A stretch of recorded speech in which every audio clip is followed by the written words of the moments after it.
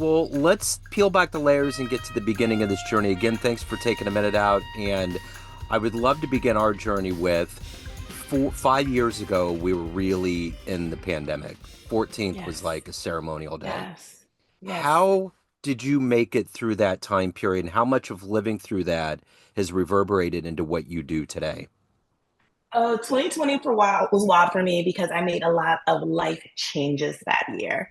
Yeah. So at the age of 39, I decided to become a solo mom by choice, which means without a partner, have a child. Yeah. And I actually got pregnant in 2020 with my 4-year old. It was around June. And so it was in the midst of all the COVID, the clinics shutting down. So then like all my plans got wiped out. I had to wait for them to come back.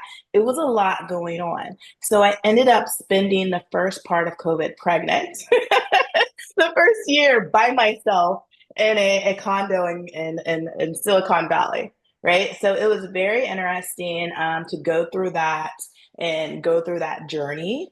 And then that's the year I decided to move officially into a DEI, diversity, equity, inclusion role at Apple. So I was moving from a technical program management role to a inclusive and diversity role, which I had been doing kind of for free anyway for the company, but now is making it a profession. So Yeah. I made two big, huge changes in my life all at the same time in 2020.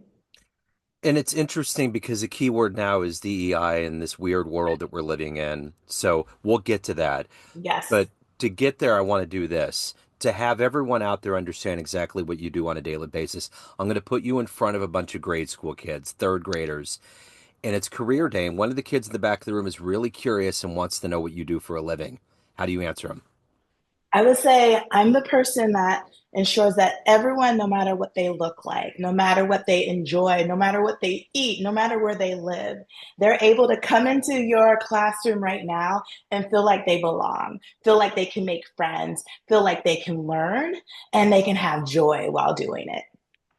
You know, the thing that's the most perplexing, and I don't have any problem putting this out there, the thing that's most perplexing about living in this world is that we gain so much traction in how we were treating people in the workplace, how we were trying to treat people on this planet. We have a long way to go, but this massive reversion of everything right now makes no sense to me.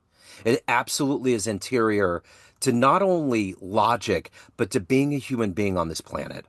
So this has to have rocked your foundation to see these things happen since the new administration's been in. Definitely. I told a story. I have a amazing DEI community here in the Triangle in North Carolina that we're supporting each other, being there for each other. And I told them a month ago, I said, look, I cried in Costco yesterday. And everyone said, what? I said, I was in Costco and had a panic attack and I just started crying. And I text my friend and I said, hey, I'm having a panic attack. Check on me later. And of course, she calls me immediately and she's like, I can't check on you later. I have to see what's going on. And for some reason, it was in that moment in that store, I somehow realized that everything that I had been doing, I couldn't do it anymore. The way I had been doing, Yep. the way I had been looking at DEI, my career, my profession. Remember, this was a change. For me, DEI was not a profession that I went to because it was a career choice. It was a calling. I've only had three callings in my life. Once was when had a calling to become a foster care parent or in my early 30s. And then the second calling was to have my daughter. So the third calling was to shift from a tech role to DEI. So this was like a personal mission, me doing it for the people. It had nothing to do with my career trajectory. I could have just stayed in tech, right? So for it to all change and shift, it hurt so bad that suddenly in a store, which Costco is actually on the list of, they care about diversity. Yeah. For some reason, I broke down and cried Yeah. because I felt, oh my goodness, I'm going to have to change what I'm doing, how I'm going to do it, but I didn't know what it was going to look like. And Yeah. that all hit me about 4 weeks ago, right before I went out of the country with my daughter. You know, the last time I wept for anything politically was the night that Obama got elected in '08. I finally I, felt like the end of that W. Bush era, which we thought, wow, we thought that was bad. yes, it was a good time. Wow. But I thought we're entering an era where we're finally embracing these ideals, these echoes of all of these leaders that asked for us to find some level of equanimity, of humanity, and we were finally taking Yes, that as humans and running with it. And then we have yes, this now, which is this reversion to this toxic masculinity, this toxic way of treating human beings and hmm literally doing everything that humans in this country in America specifically fought against for almost 80 years. yes. It's like Jim Crow all over again. That's how I view this. Is it's Jim Crow. So in a way, it's very interesting. I'm not shocked at all. Like Right. I'm more angry at I'm having to make choices again. I think, and I've talked about this with my friends. Even anyone can feel a sense of privilege depending on where they are. I come from a very poor background. A lot of things happened in my life, but I got to a point in my career. I'm working at Apple. I'm working in tech. I'm making good money. I'm living in Silicon Valley. I tried, I finally bought a house. I was sitting in privilege You just in the made it. last few years. I made it, right? I had clients coming to me. And then for me, it was kind of like this, oh my goodness, guess what?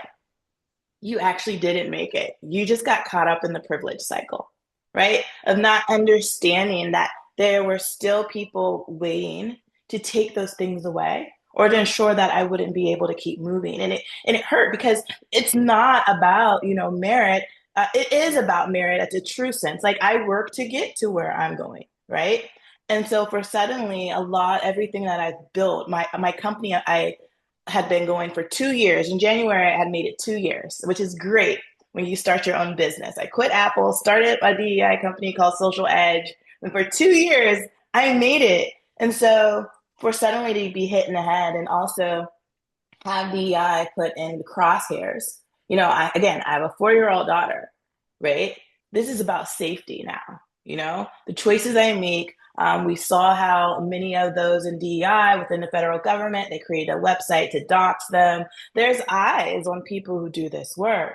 So have had a lot of things that I've been working through in the last few weeks to understand where's my place, given that I'm in a different spot in life and have different responsibilities than I did when I first started my journey.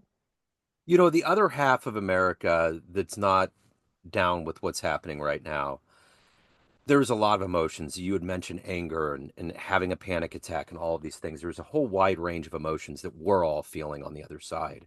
But we have children. Right. What are you trying to show your 4-year-old? What kind of resolve are you trying to imbue in your child so that they find the hope and that we get back to a place that's sane? Well, I think that was a big reason why I left the country for 2 weeks, right? I had not, international travel was a big thing for me before having her. It was the first, when I first started going internationally, that's when I found out the world was big enough for me. There was more than just America, my state, my city, my town, my family.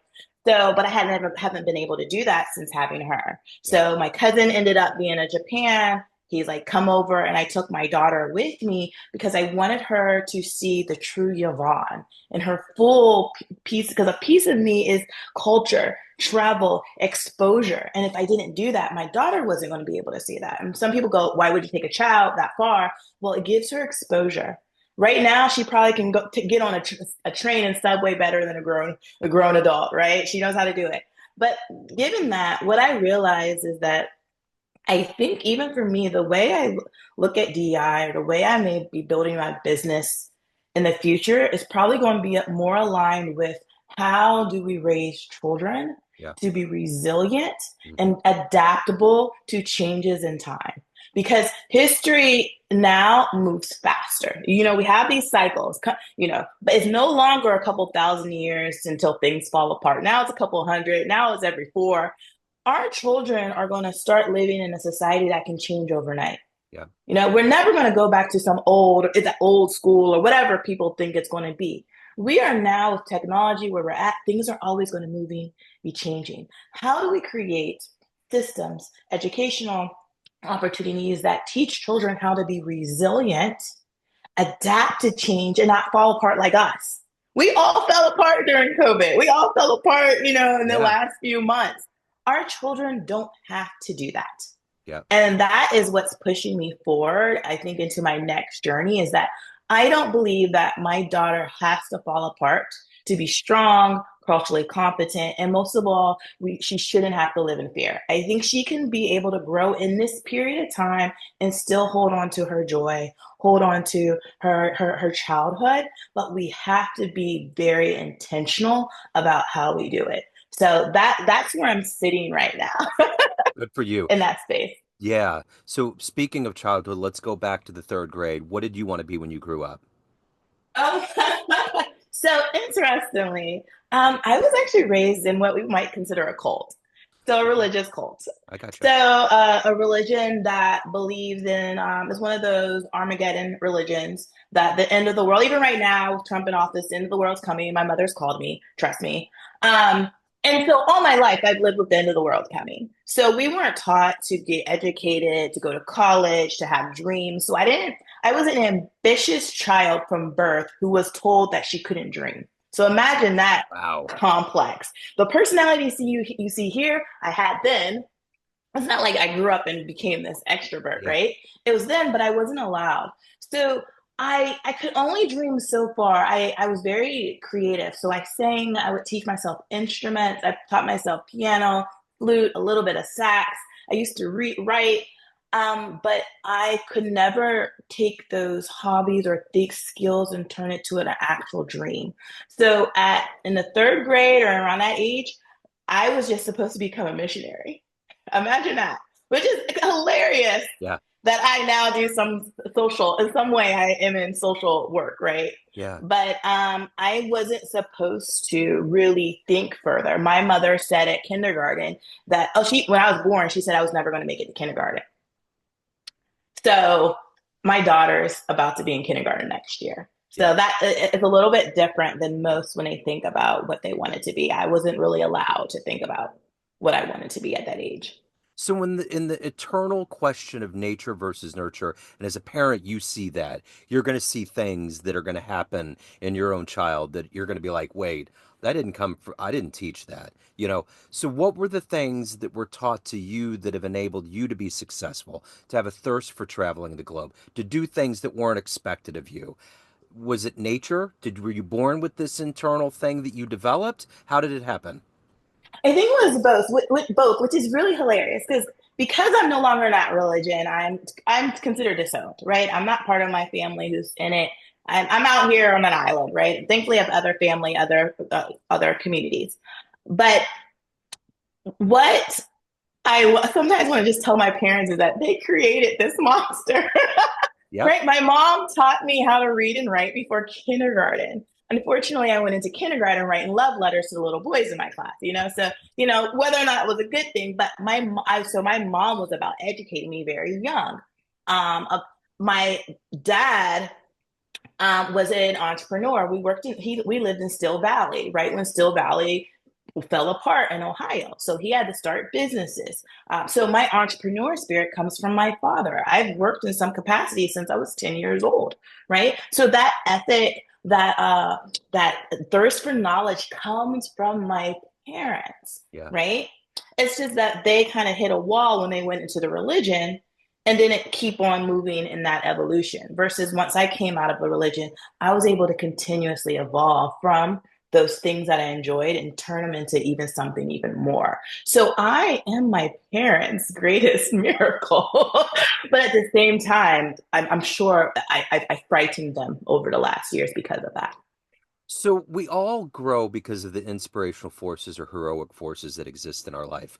What was that inspirational force that made you become you? You got out of the Mhm. family shadow and you're like, this is me, I'm claiming me. What was that moment? Who was the person that led you there?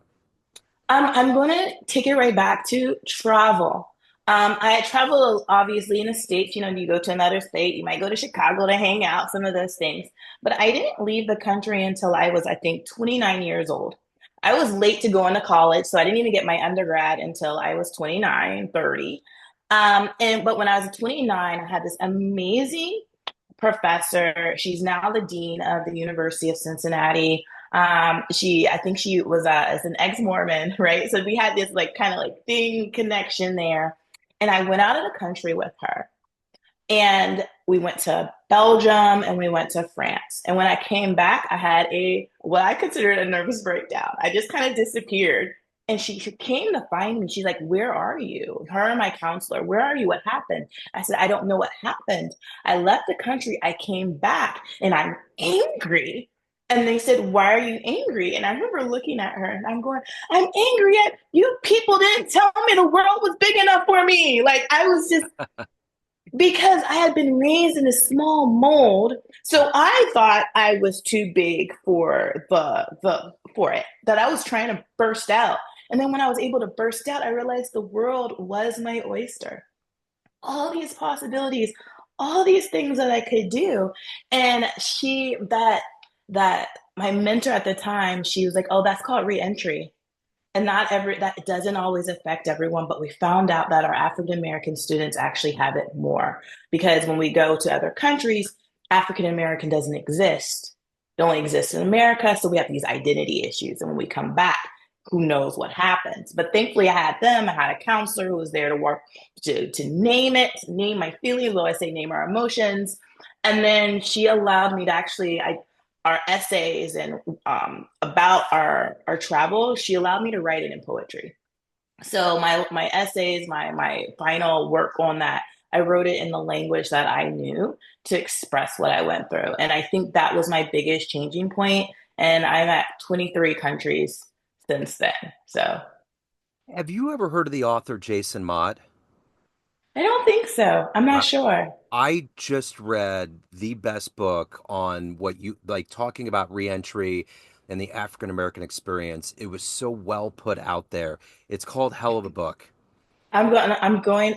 Why do I have that on my shelf and I haven't actually read it? I picked it up It's and it's amazing. literally on my shelf right It now. is one of Okay. the most amazing, the way he orchestrated this and the way he perpetuates these versions and how it is, how, the whole idea of being a race being brought into this country without their consent, and how there's been all of these struggles that were inherent on Hmm. that voyage Hmm. here, and how there's been this level of trying to figure things out. Yeah. And Yeah. it's amazing. You got to read it. It's just Okay.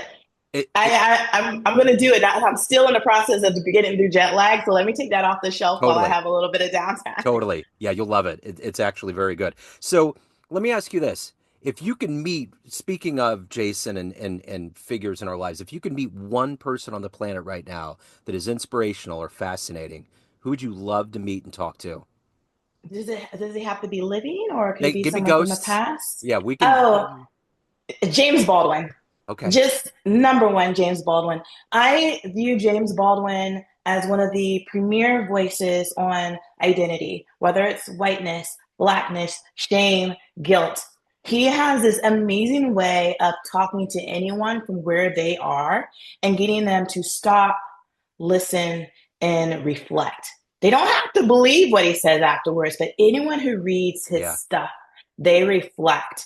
And one of his essays at the end, he said, one of the biggest things Black people will have to do is allow white folks to take their own awkward steps along this journey of the work.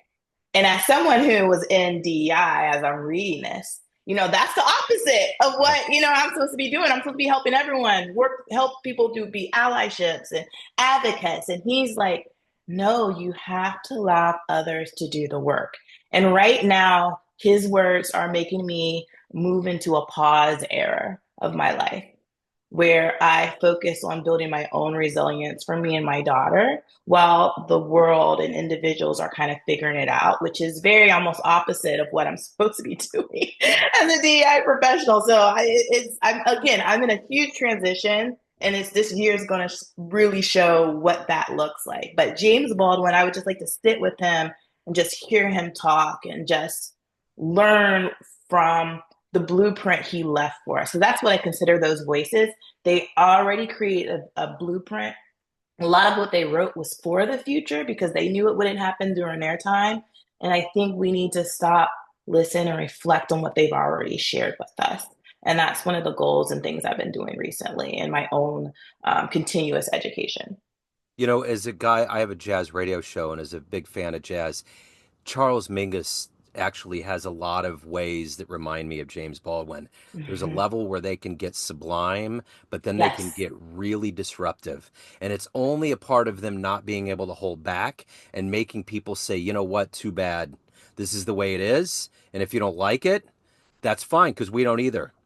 So Yes. Yes. deal with it, right? Yeah. It's beautiful. If I Yeah. just, it's, he's definitely a role model for me. Yeah, for sure. So let me ask you this. How do you balance all this out? You're a mother, you're doing heavy work, you got to dip into things that are going to be heavy, but you have a soul to take care of. What gets you up every day to do that the best possible way? It's definitely just my daughter. I had my daughter late in life. I had her at 41. I'm about to turn 46 this year. And I know this might seem crazy, but I've lived my life. Okay. I've had a lot of things in my life. I've had some fun. I've had some wildness. It's now about the future and setting it up for her. So I want to spend more time, being there for my daughter, guiding her and her peers, and creating something that allows her to not have to take on my generational trauma, my generational patterns, right? So I think being a mother to my daughter is one of the biggest things. And the other part of it is, what is joy? I tell everyone my superpower is that I'm unapologetically joyful. So even in the tears, the crying in Costco, all of that, somehow I think just through everything I've been in life, I'm always able to tap into joy when it's needed. And for me, joy is the foundation for resilience. And that's the only thing that's going to keep us going through these years because it's not going to stop. Even in the pause, I'm going to have to just rejuvenate and come back to the fight, right? It doesn't end. I can't run away. But leaning into the joy, building my resilience in the pause, and making sure that the efforts, the energy that I do use is focused on creating that future I want for my daughter. So let's say you walk into a room of everybody you've worked with, all your clients, everyone that's known you in a business sense, and you get to swim through that group of people and go up to a podium and tell them one fun thing about you that they may not realize that would humanize you. What would you tell that room? Oh, what would I tell them that would humanize me? That's such a good question. Hmm. I would let them know that. Oh my God, you actually caught me. I've never stopped for an answer. You cannot tell. I would let them know that right now, as much as I'm doing this hard work, I'm on this fight. I spend more time watching anime than is natural for Okay, anyone. good for you. Okay, that should even be natural, Right. right? Anime, K dramas. I'm right now just trying to find space to, again, sit in a pause, just enjoy myself, live in fantasy for a little bit, Yep. because there's so much realness that I can't get away from. As a Black woman, I'll never get away from it, but I'm allowed to just have fun, Uh-huh. laugh, watch my cartoons. Yep. So that's what I let everyone know. What is Yvonne doing behind the scenes? I'm watching There you cartoons. go. Good job. My wife started watching Hallmark films about, I don't know, about 8 months ago. And I was like, what are you doing? It just didn't seem her speed. It was like, it's all too heavy. I got to get out. I got to get into a world. It's Yeah. exactly what it Yeah. is. It Yeah. exactly is. I And so get it. that's what I've been doing, watching cartoons. Good for you. Good for we all have to have our siesta. So, of everything that you've done and accomplished, all the odds that you've overcome, everything that you've evolved into, what are you the proudest of? Oh, um, honestly, I think I'm the most proudest of my education, which might seem different. Like I said, I came from a background that discouraged going to college because, if you go to college, you'll learn, which if you learn and get critical thinking skills, we Yep. know what happens. Uh-huh. And so I didn't start college until I was 22. It took 7, 8 years to graduate. Um, and then a few years later, I actually got into grad school. I got an MBA from the University of North Carolina, Chapel Hill, where I'm at, where I now live again. And for me, that's a big deal. Yeah. The fact that, I came from not thinking about education, no matter what good grades I got in school, to somehow making it to get 2 degrees and find my way. I always said one day I was going to work in a tech company, and I did it. Like everything I said I was going to do, I did it. Now, was it hard? Yes, but I did it. And so Yep. I think what I'm proud about is that when I make up my mind and I go for it, I will make it happen. I will Right. get it done. Yep. And I'm very proud of my ability to do so, given that this is not where, like I said, in third grade, the question you asked me, I wasn't supposed to be here. I was not supposed to be here, yet here I am. Yeah, you were all the way on Pluto, just looking at Earth. Like, what is that blue thing out there? You know? Exactly. And so this just being here, able to have these conversations, being able and allowed to evolve and grow. Yep. I, Absolutely. I love it. I I get love it. it I for was the me. first in a lot of generations of immigrants from Italy that never went to school. So I remember hearing all of that, and the bards and Hmm. everything. So yeah, it's a big deal, especially at your age and how long it took. I mean, I get it. That's a lot of work. And that is like, I'm gonna do it. That's not Yeah. like, well, let's Yeah. see what happens. There ain't no we let's see what happens. And trust me, I didn't know what I was doing a lot of way. Right, Okay. But it right. somehow, but it just, you do it. Yep. And I found joy in the lived experience is what makes me who I am today. And I'm just so excited to share those stories with my daughter and then embarrass my grandchildren with Yeah, those stories as well. that's Right. So right. that's all I live for. I live for the story and the stories I'll be able to tell. So, of all the places that you've traveled to on the globe, what was one of the most unexpectedly magical places? I think there's two. I'm a walking stereotype. I love Portugal.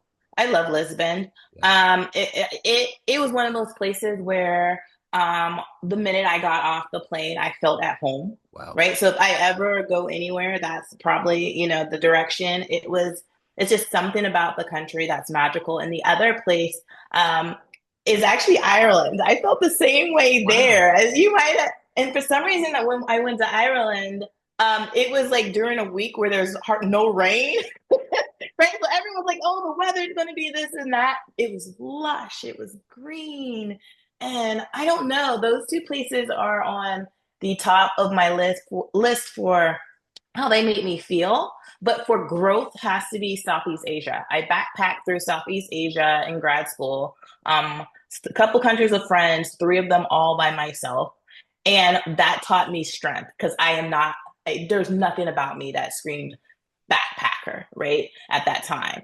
And that really, once I graduated from grad school, that really made me understand how powerful I could be when put into situations that just, I can't speak the language, I can't do anything. It really gave me a perspective on what I was actually capable of. So, as you can see, a lot of the things with me all come back to travel and exposure and just being able to see a bigger part of the world. So, I felt like that in Rome. I felt there was this magic impulse, and I'm thinking if we're reincarnated souls, there's places that, like with Ireland, that you went Yes, back to and there was unfinished business, or it's just like a warm cup of coffee that's like, this happened. It's like some weird rendezvous, deja yeah, vu yeah. thing, right?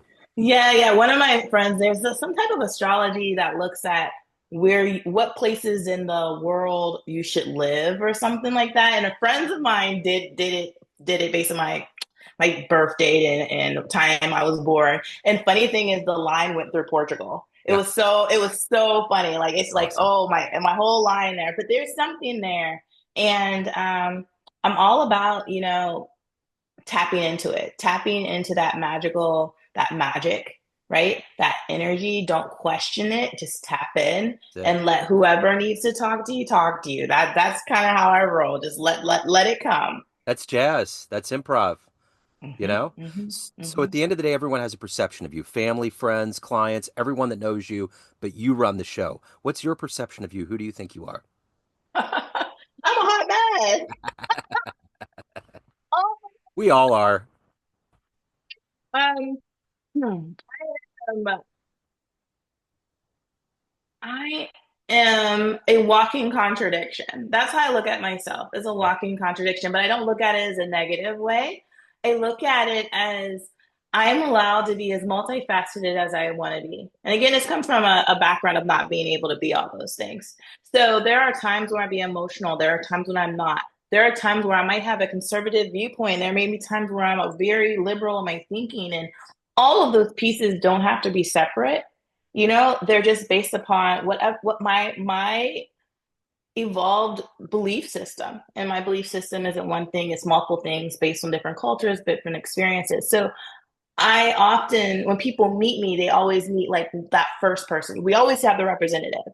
The people meet me and they see that first person, but they don't realize a few weeks later the other parts of Yvonne comes out. And either they're going to love it or it freaks them out completely Yep. because I am not exactly what you see. There's definitely layers to me, and there's layers that I'm just finding. So even for my friends, they're constantly going, "We did not know that. We had no clue." And I'm finding that. So I would call myself a contradiction, but in a way that gives me permission to be. So I think we have to give ourselves permission Yep. to be exactly who we are in the moment and not fear that. And so I'm constantly giving myself permission to feel what I feel and accept it and move forward with it. So I'm going to run this idea by you because you're in the perfect place for this. Since you had a child during COVID, you know how they always would say play classical music to your belly and the Mm-hmm. noises, the voices were going to soothe and make your child more intellectual. They're Yeah. going to increase their brain power. Mm-hmm. So I have this Yeah. idea of whether it's a Spielbergish movie or whatever called the COVID kids. And all of those kids that were incubated and that were born during that time possess a very high level of scientific intellect. And at some point, they're going to become the ones that will find the antidote that will end the COVID strain. Well, it's not far from the truth. If No, you I'm be in the if you are in preschools right now, these COVID kids, right. it's like they were born for something else, That's the right? thing. They were born to do something, which is why I'm so focused right now on how I can help them Yep. and help my daughter Yep. because they're children by every stretch of the imagination. But there's something about this era they were born into and the parents they were born into as Yeah. well, because we were Uh-huh. going through a lot, Uh-huh. that I see them doing great things. Yeah. It Great the things. COVID kids. It's the Hey, one. I'm here for it. They're gonna get rid of it. So if anyone wants to reach out, they want to learn more, anything Yeah. with your word, where do they go? You can go to my website, SocialEDG, that's socialedg.com, and I just have a new website that's YvonneJackson.com too. Okay. YVONNE Jackson.com. And you can always find me on LinkedIn, Yvonne Jackson. I'm pretty easy to find on the internet. So do you have other Yvonne Jacksons that are like, hey, I want to get this URL?